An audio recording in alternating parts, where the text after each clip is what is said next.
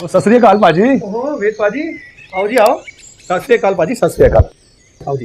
अरे छोटू, चेयर लिया बेटा, चेयर लिया बेटा। पाजी फूल वूल तो अच्छे लगा रखे हैं इधर तो। बैठिए। छोटू पानी पिला दे। अंदर पाजी आज संडे, आज तो घर पे रहेंगे ही रहेंगे। और आप भी तो मस्त संडे एंजॉय कर रहे हो। और बताओ कैसे हैं घर पे सब ठीक ठाक? सब बढ़िया पाजी। घर पे लोग पूछ भी रहे थे आपको। अच्छा, उनको ले आते। अच्छा एक बार पहले मैं तो मिलने इतना टाइम हो गया। अच्छा पाजी, मुझे ना आपसे कुछ सवाल पूछना है। ओए 10 यारा। 10 नहीं पाजी, सिर्फ 4 सवाल पूछूंगा। अरे यारा 10 मतलब पूछ पूछ। पाजी मान लो अगर आपको एक दिन के लिए घर से बाहर जाना पड़े तो आप घर में कितने पैसे छोड़ के जाओगे? यही कोई 4-5 हजार। और अगर आपको एक महीने के लिए कहीं घर से बाहर जाना पड़े तो आप घर में कितने पैसे छोड़ के जाओगे? बड़ा लंबा टाइम हो गया यारा। पर फिर भी अगर एक महीने के लिए कार से बाहर जाना पड़े तो महीने भर का खर्च अप्रोक्सीमेटली 50,000 रुपए। और पाजी मान लो कि अगर आपको कोई बहुत बढ़िया ऑफर मिले और आपको 1 साल के लिए अपना घर छोड़कर दूसरे देश में जाना पड़े तो पाजी आप अपने घर में कितने पैसे छोड़ के जाओगे? ओए पाजी, मैं 1 साल तो छोड़ो, 1 महीने के लिए कार से बाहर नहीं जाऊं।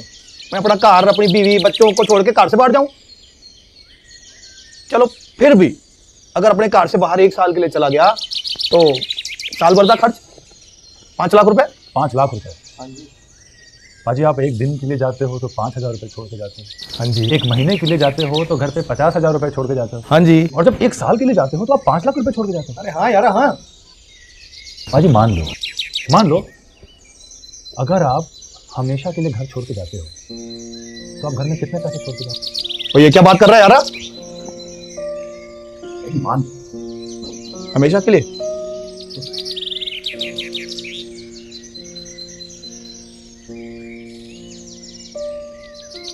यारा ये तो कभी सोचा नहीं मैंने यारा। तू ही बता दे कितने छोड़ने पड़ेंगे?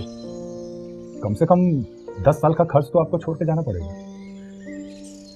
तकरीबन 50 लाख रुपए आपको घर पे छोड़ के जाना होगा। और इतने पैसे नहीं है मेरे पास। वो पाजी तो इतने पैसे देने के लिए कौन कह रहा है? आप इसके 2% सालाना दो। भगवान ना करे कभी कुछ आपको हो जाए तो इंश्योरेंस कंपनी आपके परिवार वालों को 50 लाख रुपए देगी। नहीं तो आपके बुढ़ापे में आपको 50 लाख रुपए मिल जाएंगे। पाजी आप अपनी रिटायरमेंट लाइफ एंजॉय कर सकते हो पूरी की पूरी। ओ यारा ये सही बात बोली। ओए ओए वेदांत, बड़ी अच्छी स्कीम है। और स्वीटी जी लस्सी वस्सी पिलाओ।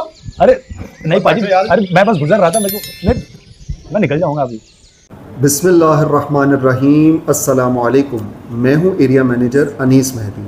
आज हमारे ऑफ़िस में मोहतरमा मौजूद हैं जो कि हमारे पॉलिसी होल्डर बेवा हैं। इनके हस्बैंड की गुज़श्ता साल डेथ हो गई थी। अभी ऑफ द रिकॉर्ड ये अपने बारे में बता रही थी कि इन पे किस कदर मुश्किलात जो हैं अभी आई हुई हैं और इनको किन हालात का सामना करना पड़ रहा है। तो मैंने सोचा कि नाजरीन को बताएं कि इनके साथ क्या प्रॉब्लम पेश आ रही है, उस डेथ के बाद जो है इनके हालात किस तरह यकसर तब्दील हो गए हैं। और मैं गुजारिश करूँगा अपनी बहन से कि वो अपने बारे में बताएं, जो भी बता रही थी हमें कि हस्बैंड की डेथ के बाद क्या क्या हुआ और इनको किन किन मसाइल का सामना करना पड़ा। जी बहन। मेरे मियाँ बहुत अच्छे थे और बिलालगंज में काम करते थे वेल्डिंग का। उनका एक नाम था मोहम्मद जावेद। जब वो बीमार हुए तो फौत हुए तो सब बहन भाइयों ने सब ने साथ छोड़ दिया मेरा। और जैसे चरपाई उठी है सब छोड़ के चले गए। हमारे घर में इतने हालात ख़राब हो गए, ना खाने को तो ना पीने को।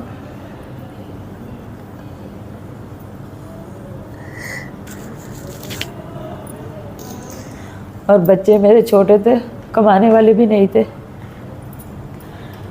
और जो उनकी दुकान के थे, दुकान का सामान सब आदमी बेच के चले गए। जो कि उन्होंने कहा था 7 लाख रुपए दुकान से लेने हैं, तो सब कुछ बेच बाच के चले गए। और सब ने हमारा साथ छोड़ दिया मियाँ के मरने के बाद। मेरे अपने बहन भाइयों ने, ससुराल वालों ने, सब ने साथ छोड़ दिया। किसी ने हमसे ये नहीं पूछा कि तुम परेशान हो या नहीं।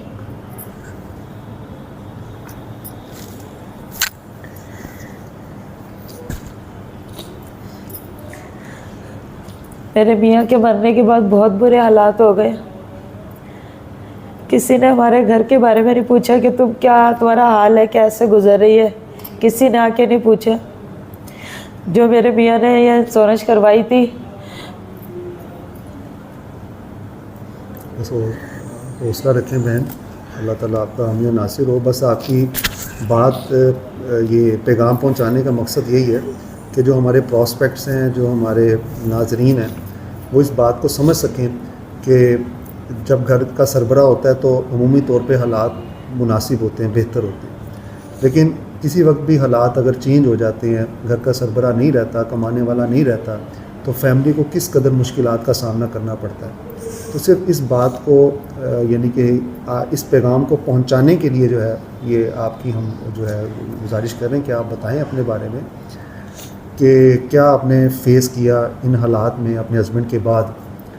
मैंने बहुत बुरे हालात देखे हैं, बहुत परेशानियां देखी हैं। घर किराए का था, बिलों के मसले, फिर मालिक मकान ने कहा कि अब किराया नहीं दिया जाएगा तो खाली करवा देंगे। मेरे मियाँ की मेहरबानी थी कि उन्होंने ये इंश्योरेंस करवाया हुआ था, जो कि अब वो पैसे मैं निकलवा रही हूँ, और वो भी उनकी सर की मेहरबानी है कि उन्होंने हमारा साथ दिया।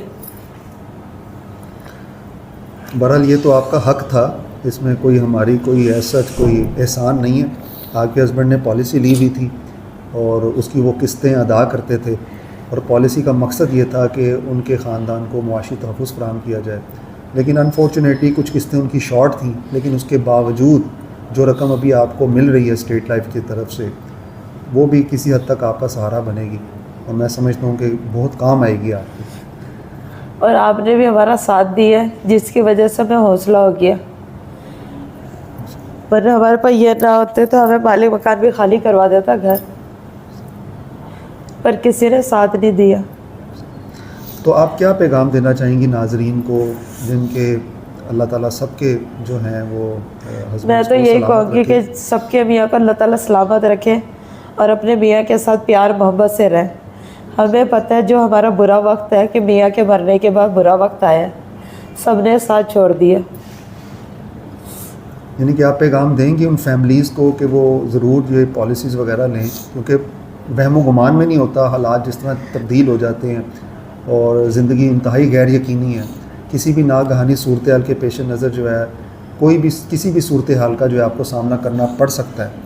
तो आप पैगाम देना चाहेंगे ऐसे फैमिलीज़ को कि वो इंश्योरेंस का तहफ़्फ़ुज़ मैं तो यही कहूँगी कि जो भी हैं अपने आप ये इंश्योरेंस करवाएं, अपने बच्चों का, अपना मियाँ का, कि कल को अल्लाह ना करे किसी को कुछ होता है तो वो अपना आराम से जी सकते हैं, अपने घर बार का अपने सुकून से रह सकते हैं। और आखिरी वक्त में जब आपके हस्बैंड जो हैं वो हॉस्पिटल में थे तो वो क्या कह रहे थे, अभी आप वो भी बता रही थी कि बच्चों के बारे में बात कर रहे थे। वो ये कह रहे थे कि मेरे बच्चों का, मेरी बीवी का क्या होगा, पर अल्लाह ताला बेहतर करने वाला है। मेरी नंदों से कहा कि इसका ख्याल रखना, उनका हाथ मेरे हाथ में पकड़ाया है कि बाजी मेरी सबा का ख्याल रखना, तो सारे छोड़ के चले गए, किसी ने ख्याल नहीं रखा, ना अपनों ने ना ससुराल वालों ने। और आप बता रही थी कि जब हस्बैंड ज़िंदा थे तो वो लोगों की हेल्प करते थे। मेरे मियाँ जब जिंदा थे, पहले अपने भांजियों की शादी होती थी, सबको 1-1 लाख रुपए, जिनकी ज़्यादा थी उनका 50-50 हज़ार देते थे। जब मियाँ फौत है, जब हमारे पर बुरा वक्त आया, सारे पीछे हट गए। वो गरीबों का भी बड़ा साथ देते थे, जिनके घर राशन नहीं होता था उनके घर राशन पहुँचाते थे कि कोई परेशान ना हो। उन्होंने इतनी नेकियां करी हैं, आज हमारे ऊपर बुरा वक्त आया हुआ। अच्छा, उनकी वफ़ात के बाद अभी तक किसी ने कोई हेल्प नहीं की? किसी ने भी नहीं करी, किसी ने आके पूछा नहीं है कि कैसे हालात है, कैसे नहीं है, किसी ने खाने को किसी ने नहीं पूछा। और हम परेशान भी हैं। हम काँप रहे मियाँ के टाइम पे सुबह 7 बजे नाश्ता करते थे, अब शाम को 5 बजे नाश्ता करते हैं, रात को 1 बजे रोटी खाते हैं। अब ऐसे हालात ख़राब हुए हैं, पर किसी को ख्याल नहीं है कि कोई परेशान है या नहीं। ऊपर से किराए का मकान है। आपके मुस्तकबिल की मुहाफ़िज़, state life insurance corporation of Pakistan.